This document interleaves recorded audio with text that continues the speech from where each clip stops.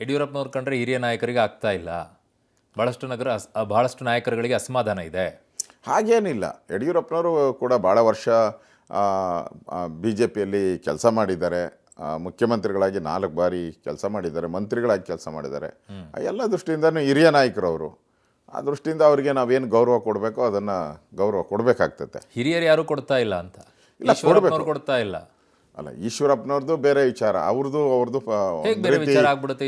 ಇಲ್ಲ ಇಲ್ಲ, ಪಕ್ಷ ಕಟ್ಟಿರೋದ್ರಲ್ಲೂ ಈಶ್ವರಪ್ಪನವ್ರ ಪಾತ್ರ ಇಲ್ಲ. ಎಲ್ಲರ ಪಾತ್ರನೂ ಇದೆ, ಪಕ್ಷ ಕಟ್ಟಿರೋದು ಎಲ್ಲರ ಪಾತ್ರ ಇದೆ. ನಾನು ಸುಮಾರು 45 ವರ್ಷ ಕೆಲಸ ಮಾಡಿದ್ದೀನಿ ಪಾರ್ಟಿಯಲ್ಲಿ. ಬೆಂಗಳೂರಲ್ಲಿ ನಾನು, ಅನಂತಕುಮಾರ್ ಇರ್ಬೋದು, ಜಗದೀಶ್ ಶೆಟ್ಟರ್ ಇರ್ಬೋದು, ಈಶ್ವರಪ್ಪ ಇರ್ಬೋದು, ನಾವೆಲ್ಲರೂ ಕೆಲಸ ಮಾಡಿದ್ರಿ, ಭಾಳ ವರ್ಷಗಳ ಒಟ್ಟಿಗೆ ಕೆಲಸ ಮಾಡಿದಿರಿ, ಹೋರಾಟ ಮಾಡಿದಿರಿ.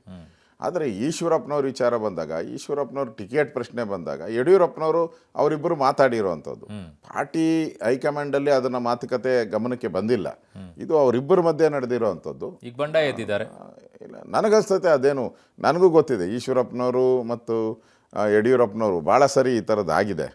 ಆದಾಗೆಲ್ಲನೂ ಕೂಡ ಸುಖಾಂತನೇ ಆಗಿದೆ, ಈಗೂ ಸುಖಾಂತೆ ಆಗುತ್ತೆ. ಈಶ್ವರಪ್ಪನವ್ರು ಕೇಳೋದ್ರಲ್ಲಿ ತಪ್ಪೇನಿದೆ ಅಂತ? ತಪ್ಪೇನೂ ಇಲ್ಲ. ಆದರೆ ನೋಡಿ, ಅವ್ರು ಮಾತಾಡಿರೋವಂಥದ್ದು ನಮ್ಮ ಕೇಂದ್ರದ ನಾಯಕರ ಗಮನಕ್ಕೂ ಬಂದಿರಲಿಲ್ಲ, ನಮಗೂ ಯಾರಿಗೂ ಗೊತ್ತಿರಲಿಲ್ಲ. ಸೊ ಅವರಿಬ್ಬರು ಮಾತಾಡಿದ್ದಾರೆ ಅಂತ ಈಗ ಪತ್ರಿಕೆಯಲ್ಲಿ ಈಶ್ವರಪ್ಪನವ್ರು ಹೇಳ್ತಾ ಇರೋದ್ರಿಂದ ಗೊತ್ತಾಗಿತ್ತು. ಇದನ್ನೆಲ್ಲ ನಾವು ಒಂದು ಕಡೆ ವೇದಿಕೆಯಲ್ಲಿ ಚರ್ಚೆ ಆಗಬೇಕಾಯಿತು, ಎಲ್ಲೂ ಕೂಡ ಚರ್ಚೆ ಆಗಿಲ್ಲ. ಆದ್ದರಿಂದ ಈಶ್ವರಪ್ಪನವರು ಸಡನ್ನಾಗಿ ಈ ಥರ ಸ್ಪರ್ಧೆ ಮಾಡ್ತೀನಿ ಅನ್ನೋ ತೀರ್ಮಾನ ತೆಗೆದುಕೊಂಡಿರೋದು ಸರಿಯಲ್ಲ. ಅದನ್ನು ಯಡಿಯೂರಪ್ಪನವ್ರ ಮಗನಿಗೆ ಕೊಡೋಕ್ಕಾಗತ್ತೆ ಅನ್ನೋದಾದರೆ ಈಶ್ವರಪ್ಪನವ್ರ ಮಗನಿಗೆ ಯಾಕೆ ಕೊಡೋಕ್ಕಾಗಲ್ಲ? ನೋಡಿ, ಅವರು ಸಿಟ್ಟಿಂಗ್ MP ಅವರು, ಮತ್ತು ರಾಘವೇಂದ್ರ ಅವರು ಸಿಟ್ಟಿಂಗ್ MP. ನೀವು ಬದಲಾವಣೆ ಮಾಡಿಲ್ವಾ? ಅಲ್ಲ, ಅವ್ರಿಗೆ ಬದಲಾವಣೆ ಮಾಡೋಕ್ಕೆ ಏನು ಕಾರಣ ಬೇಕು? ಪ್ರತಾಪ್ ಸಿಂಹ ಅವ್ರದ್ದು ಏನು ಕಾರಣ ಆಯ್ತು ಬದಲಾವಣೆ ಮಾಡೋಕ್ಕೆ? ನಾವು ಫಸ್ಟು ಶಿವಮೊಗ್ಗದ್ದು ಮಾತಾಡೋಣ. ಅಲ್ಲ, ನೀವು ಬದಲಾವಣೆ ಮಾಡೋ ವಿಚಾರ ಅಲ್ಲಲ್ಲ, ಅವ್ರನ್ನ ಬದಲಾವಣೆ ಮಾಡಬೇಕಾದ ಏನು? ಅವ್ರು ಒಳ್ಳೆ ಕೆಲಸ ಮಾಡಿದ್ದಾರೆ, ಎಲ್ಲರ ಜೊತೆನೂ ಒಳ್ಳೆ ಸಂಬಂಧ ಇಟ್ಕೊಂಡಿದ್ದಾರೆ. ಪ್ರತಾಪ್ ಸಿಂಹ ಅವ್ರು ಮಾಡಲಿಲ್ವಾ? ಅಲ್ಲಲ್ಲ, ಪ್ರತಾಪ್ ಸಿಂಹದು ಅಲ್ಲಿ ಮೈಸೂರು ಒಡೆಯರು ನಾವು ಸ್ಪರ್ಧೆ ಮಾಡ್ತೀರಿ ಅಂತ ಬಂದಿದ್ದಕ್ಕೋಸ್ಕರ ಅವ್ರಲ್ಲ ಒಂದು ಆಪ್ಷನ್ ಬಂತಷ್ಟೇ. ಇಲ್ಲೂ ಆ ಥರದ ಇಲ್ಲ, ಆ ಥರದ್ದು ಯಾರೂ ಕೇಳೇ ಇಲ್ಲ. ಶಿವಮೊಗ್ಗದಲ್ಲಿ ಟಿಕೆಟನ್ನು ನಾನು ಕೂಡ ಕೋರ್ ಕಮಿಟಿಯಲ್ಲಿದ್ದೀನಿ, ಚುನಾವಣಾ ಕಮಿಟಿಯಲ್ಲಿದ್ದೀನಿ, ರಾಷ್ಟ್ರೀಯ ಚುನಾವಣಾ ಸಮಿತಿಯಲ್ಲೂ ನಾನು ಭಾಗವಹಿಸಿದ್ದೀನಿ 3 ಬಾರಿ. ಅಲ್ಲಿ 2ನೇ ಹೆಸರು ಯಾವುದು ಬಂದಿಲ್ಲ. ಈಗ ಶಿವಮೊಗ್ಗದಲ್ಲಿ 2ನೇ ಹೆಸರು ಯಾರಾದರೂ ಕೇಳಿದ್ರೆ ಶಿವಮೊಗ್ಗದಲ್ಲಿ ಕೊಟ್ಬಿಡ್ತಾರಾ? ಅಲ್ಲ, ಅಲ್ಲಿ ಯಾರ್ದು ಹೆಸರೇ ಬಂದಿಲ್ಲ ಅಂತ ಹೇಳಿದ್ರೆ ಇನಾನಿಮಸ್ ಆಗಿ ಅವರೊಬ್ಬರ ಹೆಸರೇ ಬಂದಿಲ್ಲ. ಯದುವೀರ್ ಅವರು 1 ತಿಂಗಳ ಹಿಂದೆ ಅಷ್ಟೇ ಅನೌನ್ಸ್ ಆಗೋಕ್ಕಿಂತ ಮುಂಚಿತವಾಗಿ ನನಗೆ ಯಾರು ಏನೋ ಗೊತ್ತಿಲ್ಲ, ನಾನು ಸ್ಪರ್ಧೆ ಮಾಡ್ತಾ ಇಲ್ಲ ಅಂತ ಹೇಳಿದ್ರು.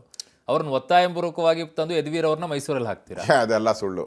ಶಿವಮೊಗ್ಗದಲ್ಲಿ ಬೇರೆದವ್ರನ್ನ ಸುಮಾರು 2-3 ತಿಂಗಳಿಂದಾನೇ ಚರ್ಚೆ ಆಗಿತ್ತು, ಮಾತುಕತೆ ಆಗಿತ್ತು. ಕೇಳ್ತಾ ಇರೋದು ಈಶ್ವರಪ್ಪನವ್ರು ಕೇಳೋದ್ರಲ್ಲಿ ತಪ್ಪೇನಿದೆ? ಯಡಿಯೂರಪ್ಪನವ್ರ ಮಗನಿಗೆ ಕೊಡೋದಾದ್ರೆ ಈಶ್ವರಪ್ಪನವ್ರ ಮಗನಿಗೆ ಯಾಕಿಲ್ಲ? ಕಾರಣ ಏನು? ನೋಡಿ, ಮಕ್ಕಳು ಅನ್ನೋ ಪ್ರಶ್ನೆ ಅಲ್ಲ ಇಲ್ಲಿ. ಮತ್ತೆ ಮಕ್ಕಳು ಅನ್ನೋ ಪ್ರಶ್ನೆ ಅಲ್ಲ. ಅವರು ಸಿಟ್ಟಿಂಗ್ MP ಇದ್ದಾರೆ, ಅವ್ರು ಮೊದಲಿಂದ MP ಆಗಿ ಒಳ್ಳೆ ಕೆಲಸ ಮಾಡಿದ್ದಾರೆ, ಅದಕ್ಕೆ ಕೊಟ್ಟಿದ್ದೀರಿ ಅಷ್ಟೇ.